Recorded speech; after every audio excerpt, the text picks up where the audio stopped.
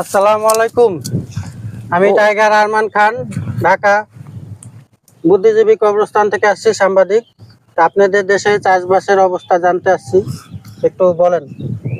ওই কথা তুই কইস না বাবা গো, মরে ধামার মরে শ্বাস হচ্ছে গো, ওই কীটনাশকের ওষুধ মারে গো, আমার মরি যে রে দশা গো, তুমি যে সাংবাদিক হো না গো, আমার মরিজের কানা ছিঁড়ছে গো, কত কষ্ট করে গো। শান্ত হন চাচা, শান্ত হন।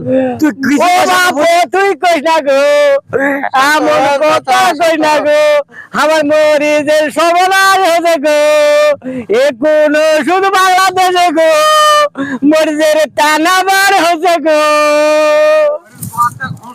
করলে আপনার অবশ্যই সমাধান হবে। এভাবে প্রত্যেক বছরে চাষি ভাইদের মরিচের আবাদ নষ্ট হয়ে গেছে, সরকার অবশ্যই এটার ব্যবস্থা নেবেন। আমি টাইগার আরমান খান, জয়পুরহাট থেকে, ঢাকা বুদ্ধিজীবী কবরস্থানের সাংবাদিক।